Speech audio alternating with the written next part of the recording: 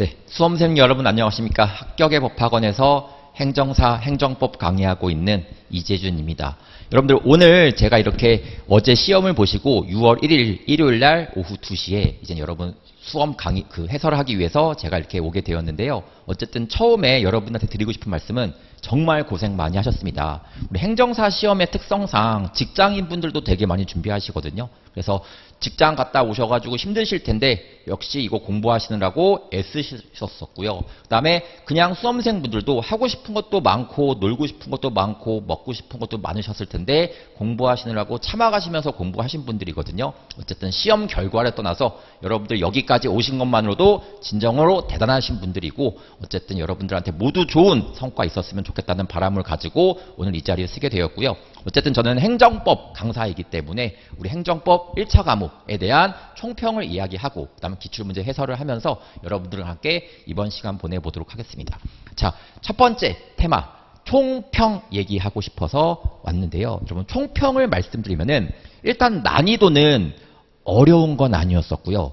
쉬운 것도 아니었습니다. 제가 봤을 때는 한 중간 정도의 위치에 차지하지 않나라고 생각이 듭니다. 그래서 왜 어렵고 어려운 것도 아니고 왜 쉬운 것도 아니었냐. 첫 번째는요. 여러분들이 공부하시는 과목 중에서 강론이라고 하는 과목을 공부하시는데 강론 파트에서 조금 생소하다고 생각되는 부분이 나오긴 했었거든요. 그래서 그 부분에서 조금 갈팡질팡 했었으면 여러분들이 조금 어렵게 느껴질 수도 있었었고 두 번째는 지엽적인 숫자 같은 거, 지엽적인 말 같은 거 살짝 바꿔가지고 출제하는 문제가 몇 문제 있었습니다. 그래서 여러분들 특히 숫자 같은 것들은 거의 맹목적으로 암기해야 되는 것이기 때문에 휘발성이 굉장히 높거든요. 그러다 보니까 조금만 헷갈렸으면은 다른 보기 찍기 좋았었던 영역이 몇 문제 출제가 되어가지고 헷갈림을 초래할 수도 있었습니다. 근데 나머지 좀 생소한 지문이 나왔다고 하더라도 그동안 우리가 공부했었던 거를 기반으로 하면은 충분히 맞출 수 있는 문제가 대다수였었기 때문에 여러분들이 꼼꼼하게 공부하고 그 다음에 필요한 것들을 잘 학습이 되어 있다고 하면은 충분히 80점, 90점, 심지어 100점까지도 맞을 수 있는 그런 시험이 아니었나라고 생각이 듭니다. 어쨌든 제가 처음에 약속을 했다시피 여러분들 다른 과목에서 조금 못 봤다고 하더라도 행정법에서 제가 잘 보게 해드릴 테니까 믿고 따라와 달라고 말씀드렸는데 믿고 따라하신 분들은 모두 잘 보시 않으셨을까라는 생각이 듭니다. 그래서 어쨌든 총평은 난이도는 중간 정도였었다라고 얘기하고 지엽적인 숫자 문제들과 말 살짝 바꿔서 출제하는 문제들이 조금 출제되었기 때문에 헷갈림을 초래해서 어려움을 낳을 수도 있었지만 대부분이 보편적인 지문에서 출제가 되었기 때문에 정답 고르는데 크게 지장은 없었다라고 요약할 수 있을 것 같습니다.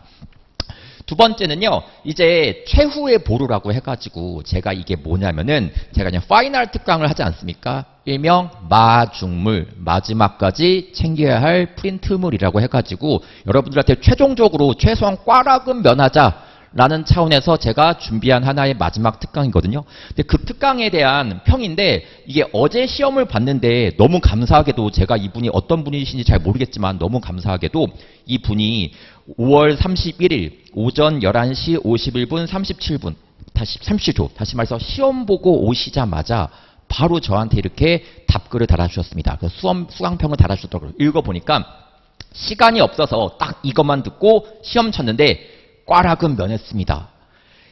가성비 최고네요. 저처럼 시간은 없는 대신 타 과목에서 점수 벌어놓을 자신 있는 분들은 최고의 선택입니다. 제가 어쨌든 처음에 약속했다시피 여러분 꽈락은 최소한 면하게 해드리겠습니다 라고 얘기했었거든요. 다시 말해서 이 과목 하나만고 이 수업 하나만 갖고도 여러분들이 꽈락은 면할 수 있는 하나의 특강이 되었었기 때문에 이걸 잘 활용하신 분들은 최소한 꽈락은 면할 수가 있었다라고 얘기하고 있고 처음부터 저와 함께 해주신 분들은 고득점 받으셨을 거라고 생각이 듭니다. 어쨌든 그런 식으로 최후의 보루까지 설정해 드렸었던 수업이었었기 때문에 여러분께서 다 1차 합격하시라고 믿고 있도록 하겠습니다.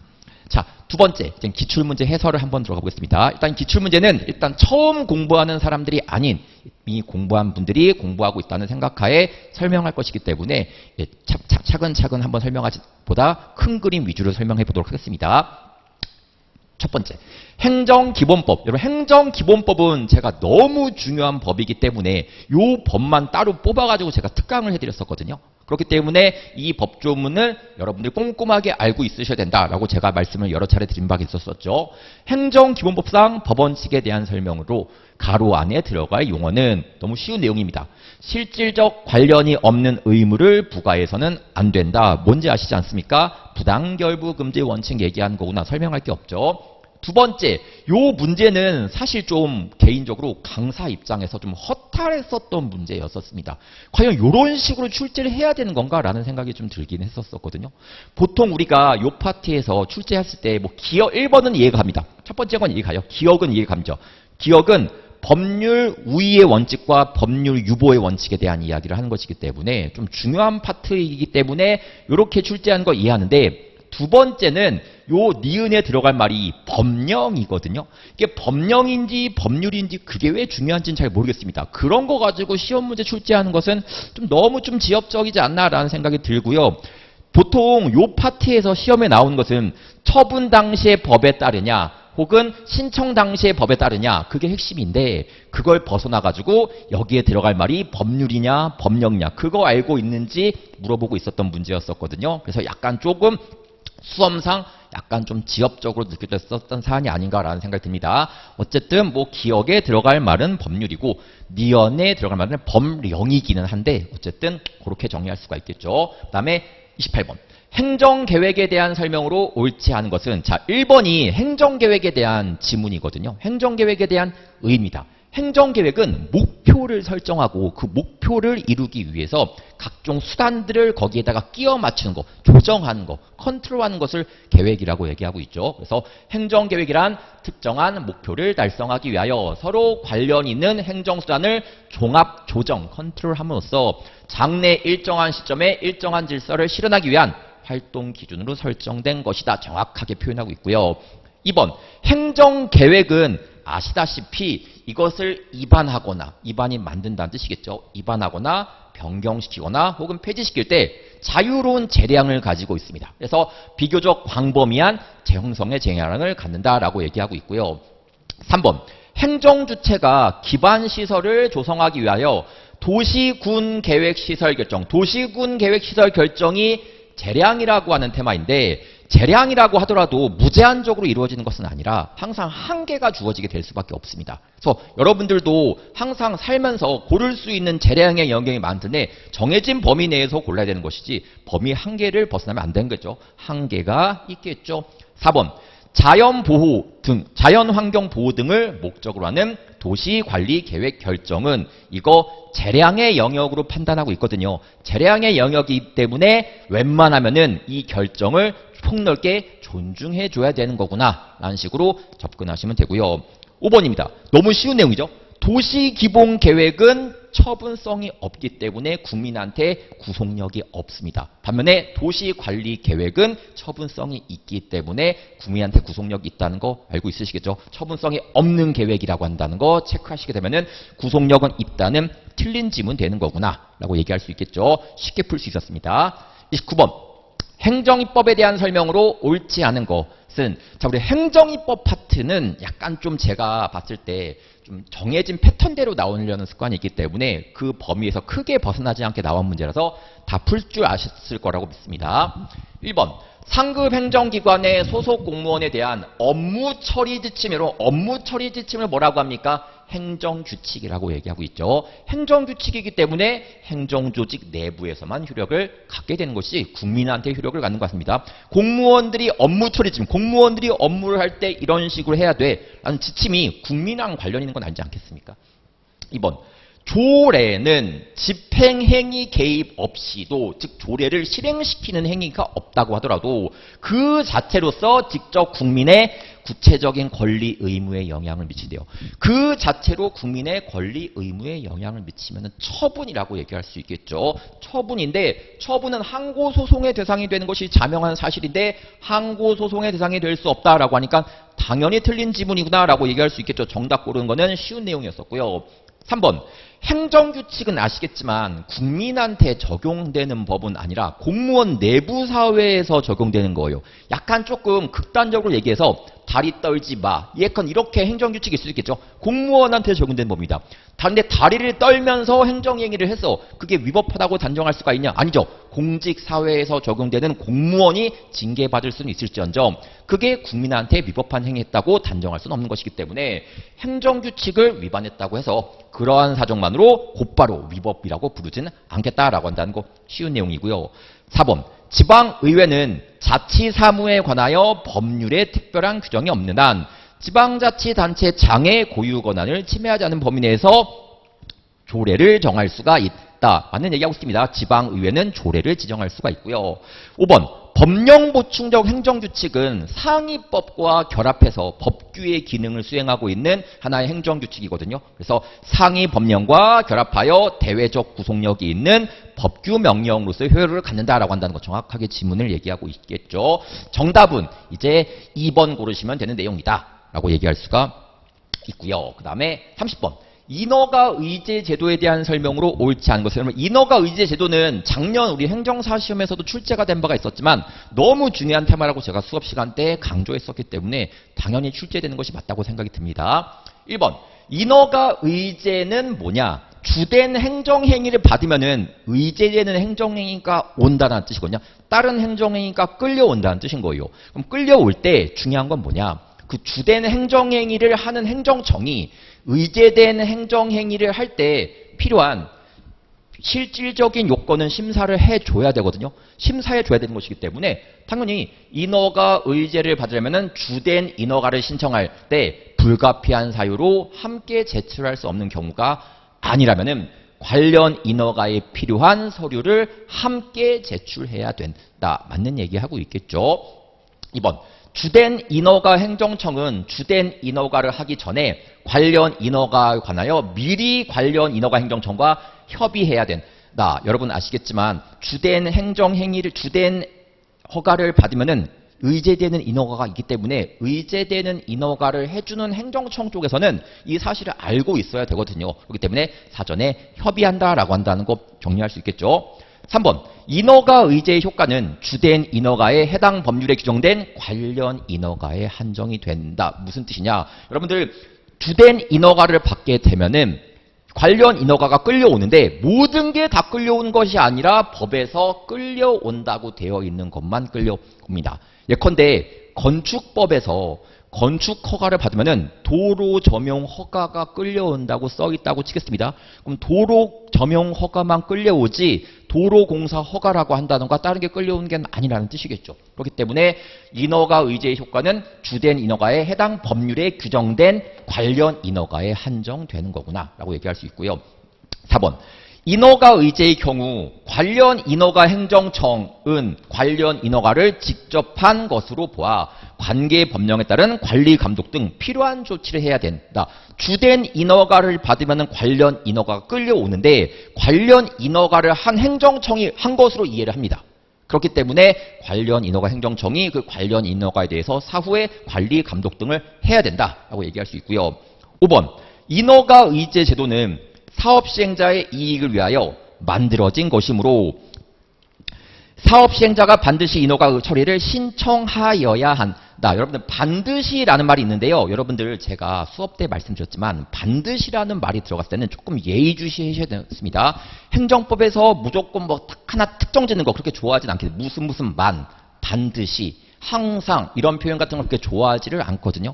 반드시 신청. 우리 관련 인허가가 끌려오는 인허가 의제 제도는 좋은 제도지만 무조건 그것을 해야만 하는 것은 아니에요. 나는 FM대로 나는 표준대로 주된 인허가 받고 관련 인허가 따로 받을래 라고 마음먹으면은 할 수 있기 때문에 반드시 신청하여야 한다는 틀린 지문이다 라고 얘기할 수가 있겠죠. 그 다음에 31번 문제 같이 보겠습니다.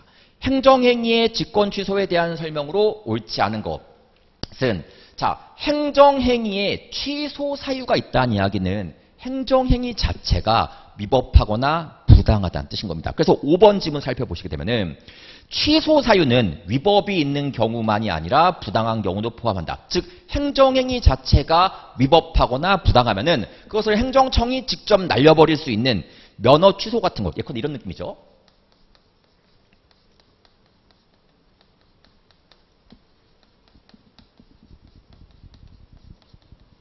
면허 발급 자체가 위법하거나 부당합니다.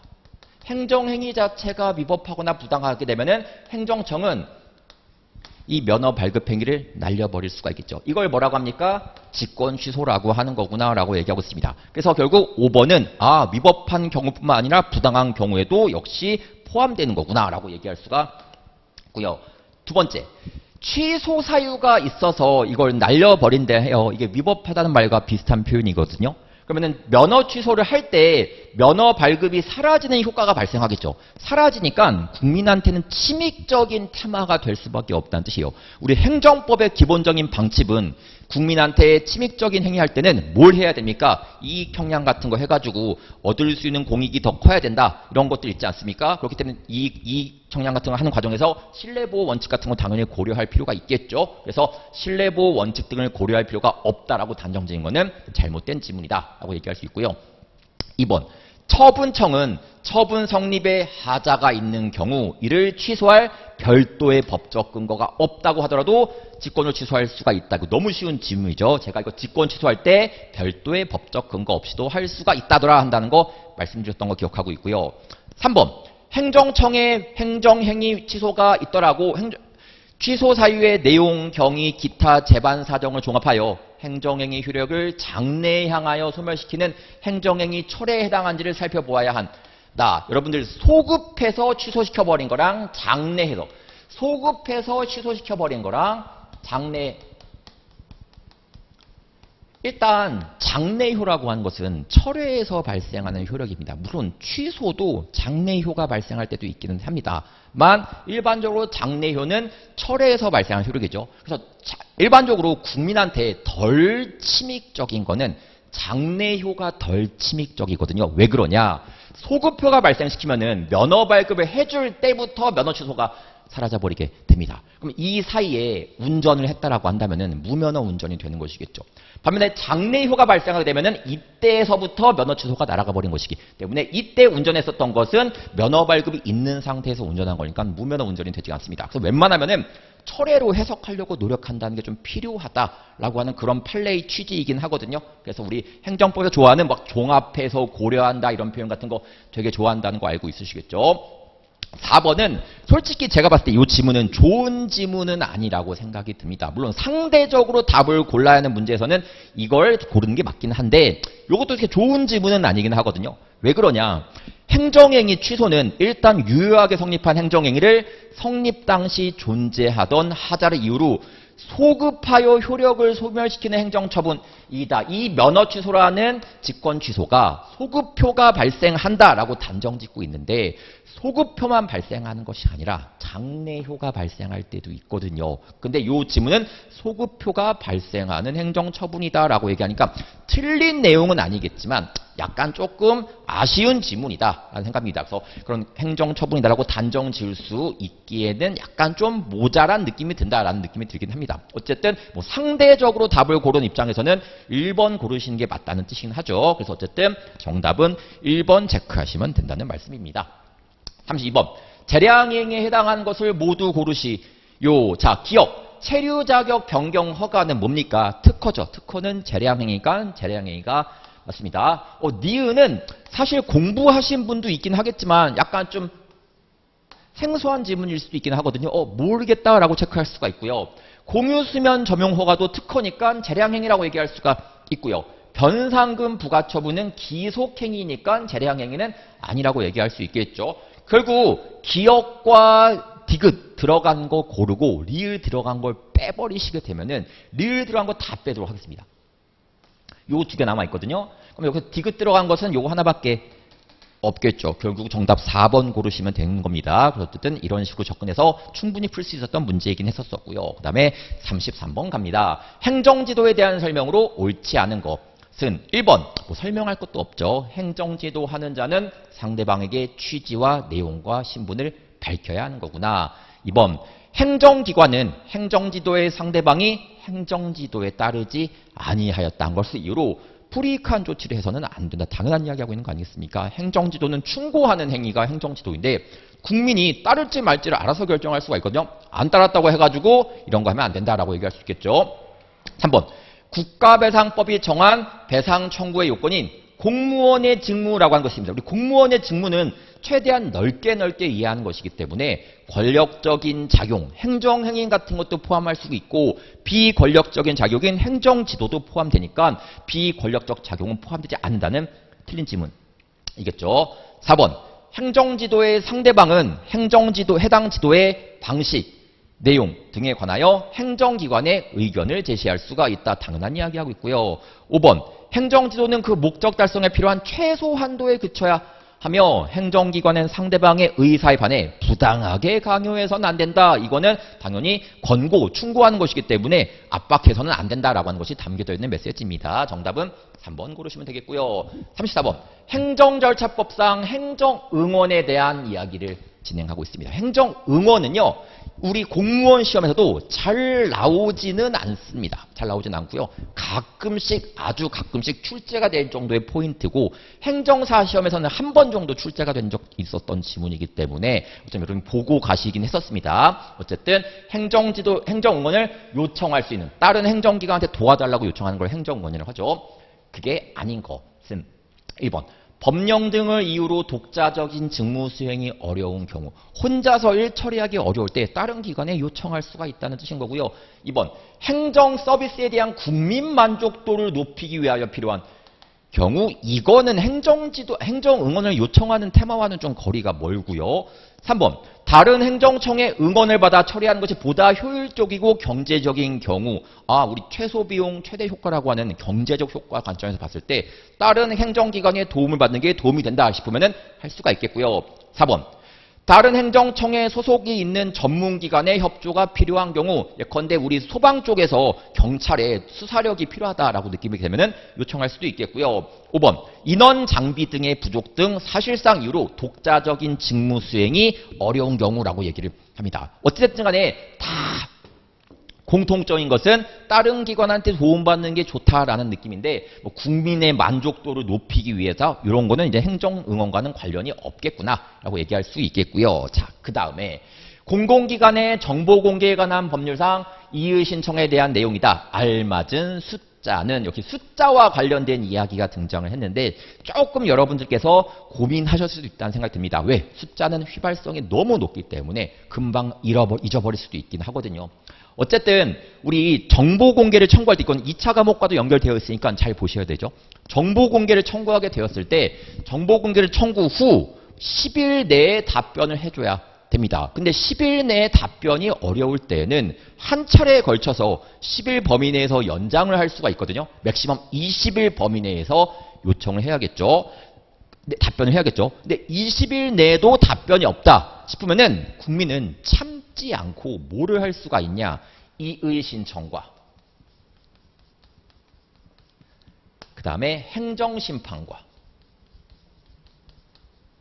그 다음에 행정소송을 제기할 수가 있습니다. 이 셋 중에 하나를 골라서 하면은 되고 아니면은 뭐 셋 다 고쳐도 상관이 없기는 하고 뭐 2개만 고쳐도 상관이 없겠고 마음대로 하면 되겠죠. 문제는 뭐냐면은 이의 신청은 언제까지 해야 되는 것이냐가 쟁점입니다. 자, 20일이 지났음에도 불구하고 답변이 없다. 그럼 30일 이내에 이의 신청해 줘야 됩니다. 행정청한테 이의 신청하는 거 왜 나한테 20일 동안 답변이 없는 겁니까? 혹은 왜 나한테 거부하는 겁니까? 라고 30일 내에 이의 신청할 수가 있겠죠. 그러면 공공기관은 뭐라고 답변하냐? 7일 이내에 답변해 줘야 돼요. 7일 이내에 며칠 이내에 답변한다? 답변해 줘야 됩니다. 그런 관점에서 봤으면은 청구인이 정보 공개와 관련한 공공기관의 비공개 결정 또는 부분 공개 결정에 대해서 불복이 있거나 거부해버렸다는 뜻이겠죠. 정보 공개 청구 후 며칠이 경과되도록 정보 공개 결정이 없을 때에는 이게 며칠이다? 20일이라고 얘기할 수 있겠죠. 그럼 기억은 20일이 들어갈 수가 있겠고요. 그 다음에 언제까지 이의 신청할 수가 있다? 30일 범위 내에서 할 수가 있겠고 그 다음에 공공기관은 이의 신청 받고 며칠 이내에 답변을 해줘야 된다. 7일 이내에 답변해줘야 된다. 그거 모두 완성시킬 수 있는 보기 살펴보시게 되면은 딱 4번 보이지 않습니까? 그렇게 체크하시면 되시겠죠. 그 다음에 36번 죄송합니다. 개인정보보호법령상 고정형 영상정보 처리 기기가 CCTV 이야기하고 있습니다. CCTV 이야기였습니다. 설치 운영할 수 있는 경우로 명시된 경우가 아닌 것은 자 1번 범죄 예방 및 수사를 필요한 경우. 여러분들 아시겠지만 CCTV 같은 건 범죄 예방을 위해서 충분히 활용될 수가 있고요. 화재 예방을 위해서 정당한 가진 자, 예컨대 소방청 같은 데에서 불 같은 거 났는지 감시 감독하기 위해서 활용할 수도 있겠고요. 그 다음에 3번 교통 단속을 위해서 정당한 거냐, 경찰 같은 데겠죠. 설치 운영하는 경우 당연히 가능하겠죠. 여러분 CCTV 찍히게 되면은 그거 바로 과태료 같은 거 낸다는 거 알고 있으시죠?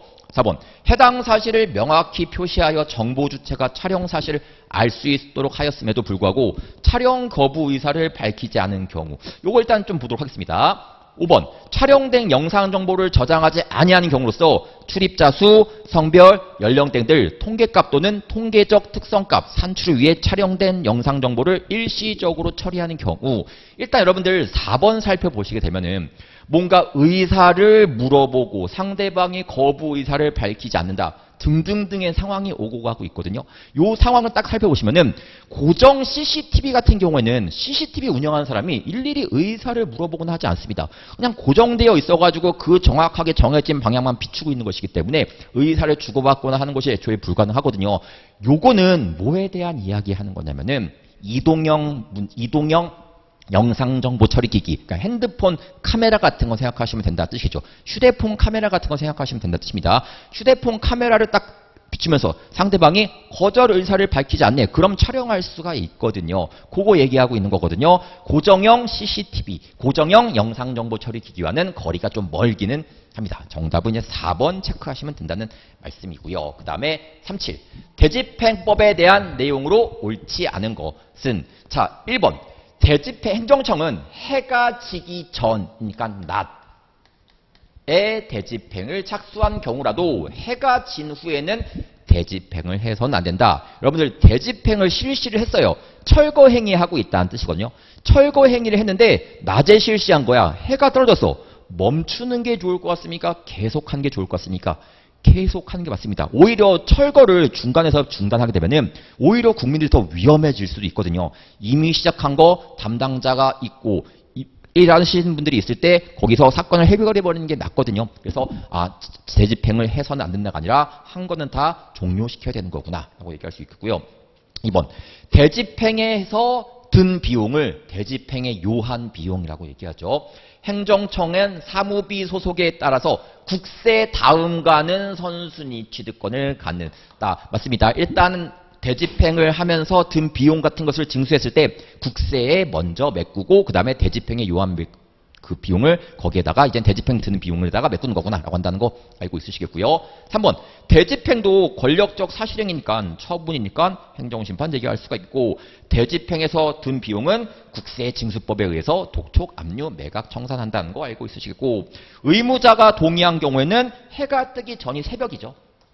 새벽에도 가능합니다. 이런 거 있지 않습니까? 정답은 1번 고르시면 되는 내용이었었다. 쉽게 고를 수 있는 내용이었었죠. 정답은 1번 체크합니다. 38. 행정기본법상 행정강제에 대한 설명으로 옳지 않은 거. 행정강제는 뭐냐면은 대집행, 이행강제금, 직접강제, 강제징수, 그 다음에 즉시강제를 얘기하고 있습니다. 외국인 난민 인정에 관한 사항은 별도의 법조문이 존재하고 있거든요. 뭐 출입국 관리법이라고 한다던가 국적법이라고 한다던가 별도의 법이 있으니까 굳이 행정기본법을 적용할 필요가 없습니다. 2번 직접강제는 다른 수단 모든 것으로 달성할 수 없는 경우에만 허용되며 이 경우에도 최소한으로만 실시되어야 된다. 자, 여러분들 우리 가장 최후적인 수단 행정강제가 대집행, 이행강제금, 직접강제, 강제징수, 그 다음에 즉시강제라고 하는 테마인데 그 수단 중에서 가장 최후의 수단이 뭐냐? 즉시강제라고 말씀을 드렸습니다. 즉시강제는 흉기 들고 있는 사람의 팔을 꺾어가지고 칼을 떨어뜨려 놓는 행위를 즉시강제라고 하고 있거든요. 이거는 뭔가 예측 불가능하고 바로바로 가서 해결하는 것이기 때문에 국민 입장에서는 조금 당황스러울 수도 있어요. 칼을 갖고 있으면 누가 갑자기 팔을 꺾어버려가지고 경찰이겠죠. 칼을 떨어뜨리는 작업이기 때문에 약간 좀 예측이 좀 하기 힘들다는 단점이 있거든요. 그렇기 때문에 다른 수단에 비해서 가장 최종적으로 활용돼야 될 최후 수단이다라고 얘기할 수가 있겠죠. 그래서 이거는 직접 강제가 아니라 즉시 강제가 들어갈 표현이고요. 3번.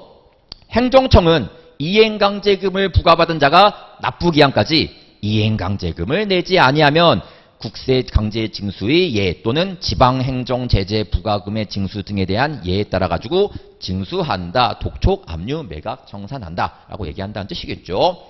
4번. 의무 불이행의 동기, 목적, 결과는 이행강제금 부과금액을 가중하거나 감경할 수 있는 고려사항에 해당한다. 예, 맞습니다. 5번. 행정청은 이행강제금을 부과하기 전에 미리 의무자에게 적절한 기간을 정하여 기간까지 행정상 의무를 이행하지 않냐면 이행강제금을 부과하는 뜻을 무리 문서로 계고해야 된다. 아시겠지만 이행강제금도 바로 부과하는 것이 아니라 일단 미리 예고하는 하나의 사전통지 절차를 하죠. 그거를 계고라고 부른다는 거 알고 있지 않습니까? 그거 말씀드리고 싶다는 뜻입니다. 정답은 옳지 않은 거 고르시는 거니까 2번 체크하시면 된다라고 얘기할 수가 있겠죠. 39번. 소송법상 항고소송에 관한 내용으로 옳지 않은 것은 국가기관은 항고소송의 당사자가 될 수가 있다. 당사자는 원고와 피고를 말하는데 국가기관이 여기서 그냥 행정청 생각하셔도 괜찮습니다. 행정청은 항고소송에서 당연히 피고되는 건 맞겠고요. 때로는 항고소송의 원고가 될 때도 있긴 하거든요. 아주 예외적인 현상이지만. 2번. 우리 조례라고 하는 것은요. 지방의회에서 제정을 하고요. 의회에서 제정을 하고 누가 공포를 하냐? 지자체장, 지방자치단체장이 공포를 합니다.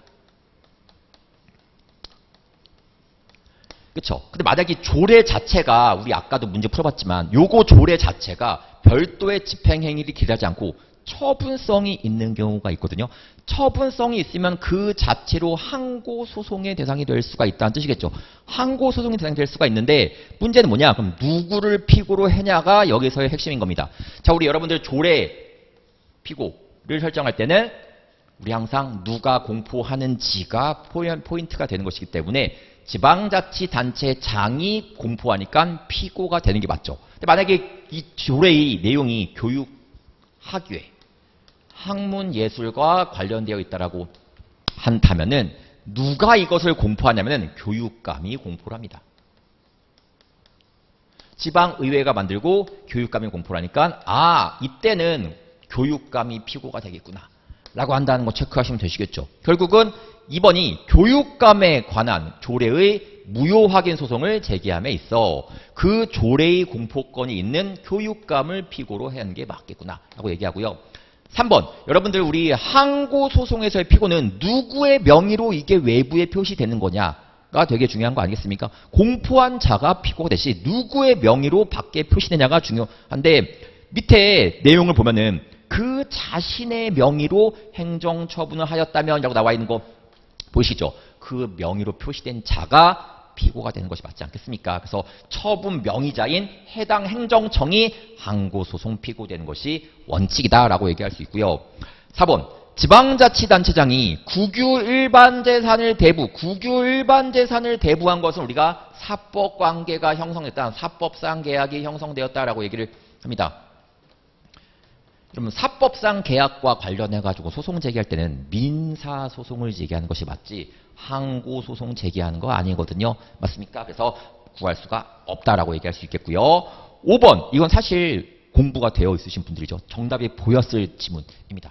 불문경고조치 요거 항고소송 대상이 되는 처분이라고 한다는 거 알고 있지 않습니까? 처분이기 때문에 항고소송 대상이 되는 행정처분에 해당하지 아니한다는 틀린 지문 되는 거구나 라고 얘기할 수가 있겠죠. 그래서 정답이 아주 쉽게 보일 수 있었던 지문이었었다 라고 얘기하고 있습니다. 정답 고르시게 되면은 이제 5번 체크하고 넘어가시면 된다는 말씀이겠죠. 그 다음에 40번.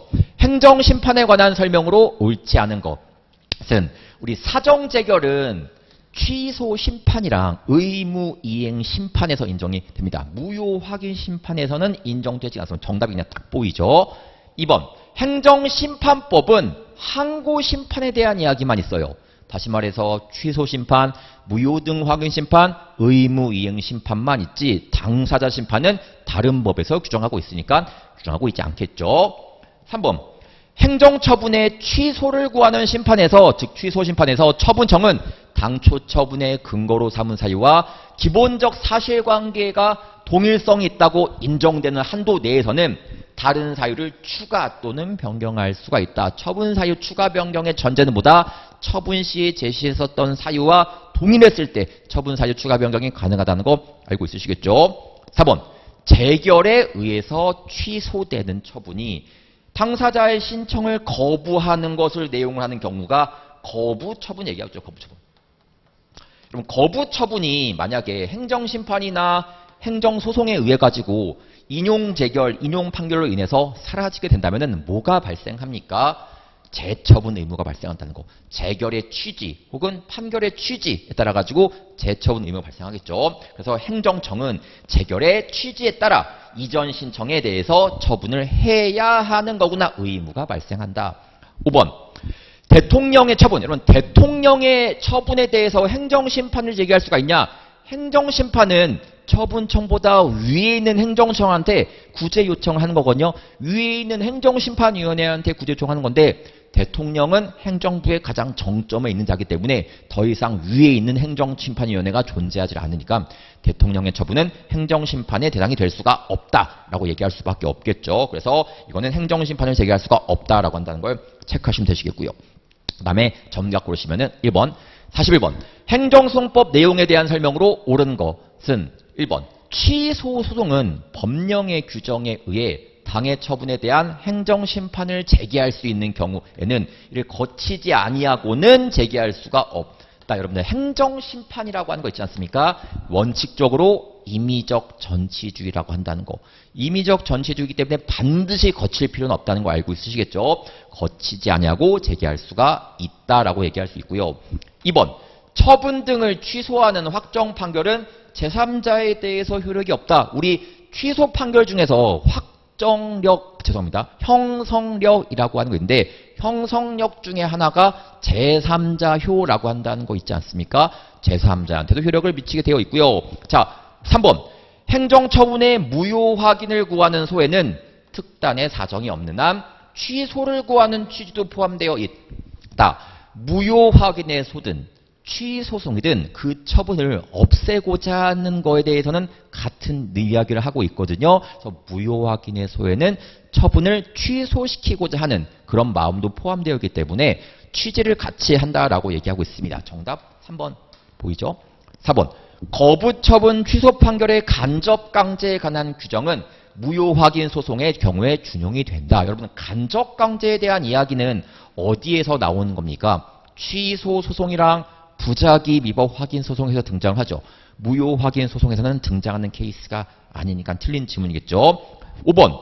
의무 이행 소송, 의무 이행 심판은 존재할지언정 의무 이행 소송은 존재하고 있지를 않습니다. 정답 옳은 거 고르시는 것이기 때문에 정답 3번 체크하고 넘어가시면 되겠고요. 그 다음에 42번. 공익사업을 위한 토지 등 취득 및 보상에 관한 법률의 내용으로 옳은 것은 1번. 우리 수용, 사용, 제한. 이 수용, 사용, 제한을 뭐라고 하냐면은 특별한 희생이 발생하는 그런 테마다 라고 얘기합니다. 특별한 희생이 발생한 테마이기 때문에 이런 일들이 발생하게 된다면은 당연히 보상을 해주는 것이 맞다는 뜻이겠죠.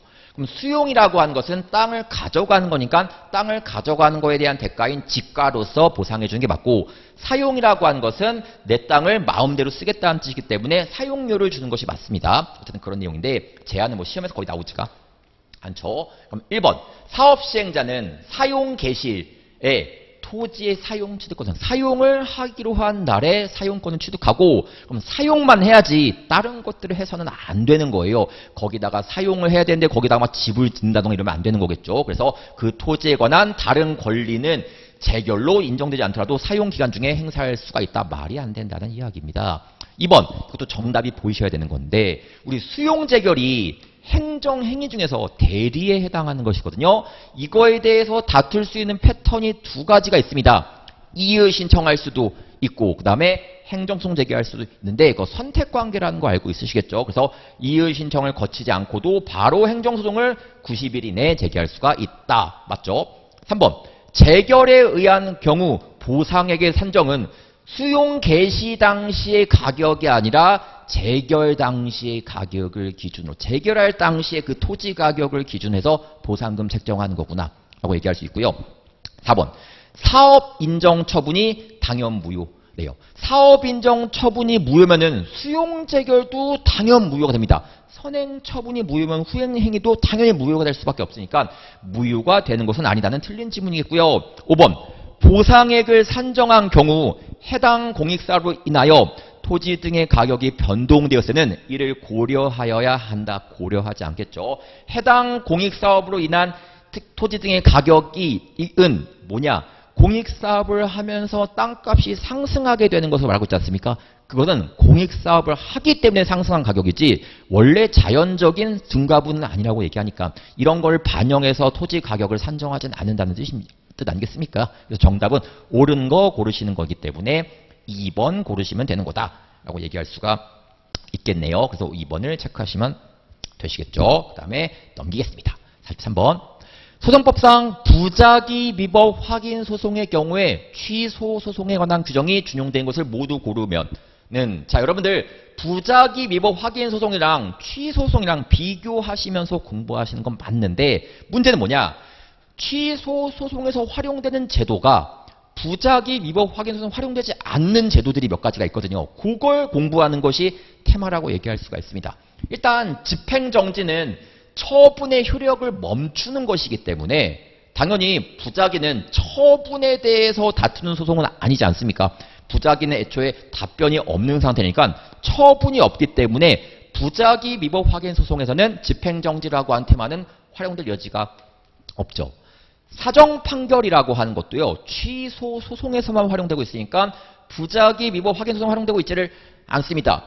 요 정도 그리고 그다음에 간접강제라고 하는 것은 여러분들 아시겠지만 취소 소송과 무효 확인 소송에서 취소 소송과 부작위 위법 확인 소송에서 재처분 의무를 이행하고 있지 아니했을 때 법원이 행정청한테 압박하기 위해서 금전부과하는 것을 간접강제로 하죠. 무효 확인 소송에서 인정되고 있지는 않겠지만 취소 소송과 부작위 위법 확인 소송 활용되고 있습니다. 결국은 얘랑 얘는 활용되고 있고 얘는 활용되고 있지 않고 얘는 활용되고 있겠죠. 그러니까 기억과 니은 들어간 건 다 일단 빼시면 되는 거고요. 기억과 니은 들어간 건 다 빼시면 되시겠죠. 정답 뭐 하나 남았으니까 4번 남아있는 거 보이지 않습니까? 그렇게 체크하면 되는 건데 제3자의 소송 참가는 아시다시피 되게 좋은 제도예요. 제3자의 법률상 이익을 보호하기 위해서 소송에 참가시키기 위한 제도거든요. 당연히 취소 소송뿐만이 아니라 모든 소송에서 활용되고 있고요. 소송 비용은 아시겠지만 패소자 부담의 원칙이라고 하는 것이 있지 않습니까?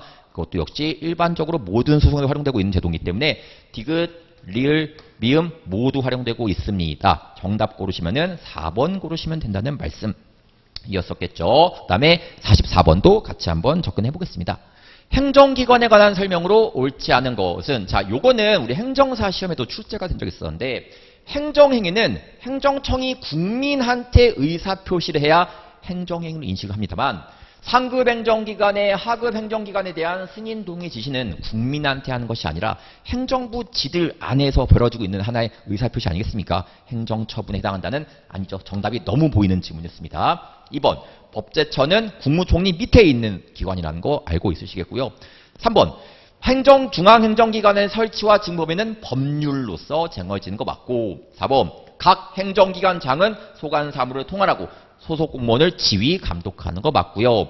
5번 행정기관에는 소관 사무의 일부를 독립하여 수행할 필요가 있는 때에는 법률로 정하는 바에 따라서 합의제 행정기관을 둘 수가 있다. 다 맞는 얘기들 하고 있습니다. 어쨌든 정답 1번이 너무 눈에 보이는 지문이었었다. 정답 1번 체크하고 넘어가시면 된다는 말씀이었습니다. 자, 그 다음에 45번. 권한의 위임에 관한 설명으로 옳지 않은 것은 자, 우리 기관위임 사무는요. 조례로서 활용되는 테마가 아니라 규칙으로 활용되는 테마라는 거 알고 있으시니까 원칙적으로 조례의 범위에 대상되지가 않는다. 2번. 지방자치단체장은 기간 위임 사무의 일부를 위임 기관의 장에게 승인받아 규칙으로 정하는 바에 따라 재임할 수가 있다. 규칙으로 정하는 바에 따라 재임할 수가 있다. 3번. 위임기관은 수임기관의 수임사무 처리에 대해서 지휘 감독하고 위임을 해줬다고 끝난 게 아니라 계속 그 밑에 있는 위임받은 기관이 잘하고 있는지를 지휘 감독을 합니다. 그 처리가 위법하거나 부당하다고 인정될 때는 이에 대해서 적극적으로 개입할 수가 있겠죠. 4번. 수임사무 처리에 관하여 위임기관은 행정기관에 대해서 사전 승인을 받거나 협의를 할 것을 요구할 수가 없다. 맞습니다. 이거 되게 자주 나왔었던 우리 행정사 문제이기도 하죠. 그래서 한번 위임받았으면은 위임받은 범위 내에서는 내가 사무를 알아서 처리할 수가 있지. 일을 할 때마다 그때그때 위임기관한테 사전 승인 같은 거 이런 건 안 된다는 겁니다. 5번. 지방자치단체가 국가 사무를 수임했습니다. 국가가 위임해줬다는 뜻인 겁니다. 그럼 당연히 지방자치단체가 예산이 있을 텐데 갑자기 국가가 위임해준 것도 지자체의 예산을 소비하냐? 그게 아니라 국가가 지원을 해주게 되었습니다. 행정학 시간에 배우셨을 거기도 하고요. 행정학 시간에는 제가 어떻게 배울지 모르겠지만 이거 위임하는 그 정도까지 전액을 위임하냐? 뭐 70% 전액을 뭐 지원하냐? 뭐 이런 것도 배우셨을 거라고 생각이 듭니다. 어쨌든 이거는 경비를 지자체가 부담하는 것이 아니라 국가가 경비를 부담하는 것이 맞다라고 얘기할 수가 있겠죠. 정답은 옳지 않은 거 고르시는 거니까 5번 고르시면 된다는 말씀이었었고요. 그 다음에 46번. 지방자치법 내용에 대한 설명으로 옳지 않은 것은 자 우리 지방자치단체 주민은 지방의회한테 조례를 만든 주체죠. 조례를 폐지할 것도 청구할 수가 있고요. 2번. 지방자치단체 주민은 지방자치단체의 장 및 비례대표 지방의원을 포함하여 소환할 권리를 갖는다. 우리 주민소환권이라고 해가지고요. 우리가 뽑아놓은 사람을 다시 이 사람을 철회시켜버리는 제도 있지 않습니까? 주민소환 제도가 비례대표는 포함하지 않는다는 거. 역시 행정사 시험에서 여러 차례 출제가 된 적이 있었죠. 3번도 행정사 시험에 나온 거 아니겠습니까? 주민투표권은 헌법에 의해서 보장되는 권리가 아니라 우리가 법률에 의해서 보장되는 제도, 지방자치법이라는 법률에 의해서 보장되는 제도라는 거 알고 있으시겠죠? 4번. 지방자치단체장이 동일 수탁자에게 위탁사무를 재위탁하고자 할 때, 또 위탁하고자 할 때 지방의회의 동의를 받도록 한 조례안은 지방자치단체장의 집행권한을 본질적으로 침해하는 것으로 볼 수는 없다. 예, 맞습니다. 판례 태도이고요. 5번. 지방의회 의원 정수의 2분의 1 범위에서 해당 지방자치단체의 조례로 정하는 바에 따라 지방의회 정책지원 전문 인력을 불 수가 있다. 조금 생소했다고 하더라도 정답이 너무 보이는 지문이었었기 때문에 바로 2번 고르시면 된다는 말씀이었었죠. 그 다음에 47번도 같이 한번 살펴보도록 하겠습니다. 자, 국가재정법에 대한 내용으로 옳지 않은 것은 행정학 시간에도 아마 배우지 않으셨을까라는 생각이 드는데 1번 예산, 결산, 기금에 관한 사무는 기획재정부, 기획재정부 장관이 항상 우리 국가재정에 있어가지고 최종적인 책임자로서 알고 있으시면 되겠죠. 2번 각 회계연도의 경비는 그 연도의 세입, 들어오는 수입, 세입 또는 수입으로 충당해야 된다. 그게 회계 독립의 원칙이라고 해가지고요. 그렇게 해서 그 당의 연도의 돈으로 채운다라고 한다는 거 체크하시면 되겠고요. 3번 국가의 회계는 통상회계와 임의회계가 아니라 일반 회계와 특별회계로 구분을 합니다. 4번 간 연도의 모든 수입을 세입으로 하고 모든 지출을 세출로 한다. 예산 총계의 원칙이라고 해가지고 이건 그렇게 활용되고 있죠. 5번 예산은 뭐 이런 것들을 다 포함하는 그런 하나의 의미를 띠고 있다라고 얘기를 합니다. 어쨌든 이게 좀 약간 지엽적으로 느껴질 수 있을지 모르겠지만 이미 23년도에 출제가 된 지문들도 존재가 하고 있기 때문에 여러분들이 속어법과 행정학 시간에 배웠던 것만 조금만 결합하도 풀 수 있었던 문제다라고 얘기할 수가 있겠죠. 그 다음에 48번도 같이 한번 가버리도록 하겠습니다. 48번입니다. 48번입니다. 경찰관 직무집행법상 경찰관 직무의 범위로 명시된 것을 모두 고르시는 거. 경찰관이 할 수 있는 일에 대한 이야기 하는 겁니다. 범죄 피해자 보호 당연히 할 수 있겠고요. 그 다음에 경비, 주요 인사의 경우. 여러분들 요즘에 이제 투표, 선거하는 그런 기간으로 돌입했기 때문에 보시면 아시겠지만 경찰관들이 막 이렇게 연설하시는 분들이 이렇게 막 보호 같은 거 하지 않습니까? 디귿. 대집행, 대테러 작전 수행. 당연히 경찰에서 특수 임무 받아가지고 수행하기도 하고요. 외국 정부 기관 및 국제기구와의 국제협력, 국제폴리스 같은 거 있지 않습니까? 외국과 협력해가지고 같이 범죄자 잡는데 도움을 주기도 하고요. 공공 안녕에 대한 위험의 예방과 대응을 위한 정보 수집, 작성 및 배포 다 경찰관들이 할 수 있는 내용 아니겠습니까? 5번 고르시면 되겠고요. 49번. 국가공무원법에 대한 내용으로 옳지 않은 것은 검사 특정직 공무원에 해당하는 것 같습니다. 검사, 소방직 공무원, 군무원 이런 분들 이제 특정직 공무원이라고 얘기하고 있죠. 그 다음에 정무직 공무원은 특수경력직 공무원에 해당하게 된 맞는 얘기하고 있지 않습니까? 그래서 맞고 3번 직급이란 한 명의 공무원에게 부여할 수 있는 직무와 책임을 의미한다가 아니라 직위가 한 명의 공무원에게 부여할 수 있는 직무와 책임을 직위라고 얘기를 하는 거죠. 4번 소청심사위원회가 행정심판위원회랑 같은 역할을 하는 곳이거든요. 소청심사위원회에서 결정 내리게 되면은 그 처분행정청을 기속을 합니다. 예컨대 소청심사위원회에서 인용결정을 했습니다. 그러면 처분행정청이 한 그 공무원의 징계 같은 건 사라져버리게 되는 거겠죠. 5번 본인이 원하다, 바라다, 지원하다 이럴 때를 뜻이고 있습니다. 본인이 원해서 하는 강임, 휴직 또는 면직 처분을 할 때에는 처분권자 또는 처분 제청권자는 처분 사유를 적은 설명서를 교부하지 않아도 된다. 너가 원해가지고 면직 처분하는 것이니까 의원 면직 처분을 하죠. 굳이 그거에 대해서 왜 처분하는지에 대한 이유는 알려줄 필요가 없다는 그런 법조문을 보시면 되겠습니다. 정답은 옳지 않은 것을 고르시는 거니까 3번 직위에 대한 이야기를 하고 있으니까 틀린 지문이라고 얘기한다는 뜻이겠죠. 50번도 같이 보겠습니다. 국유재산법에 대한 설명으로 옳은 것은 우리 보존용 재산이랑 기업용 재산은 행정재산, 즉 공물이라고 불리고 있고요.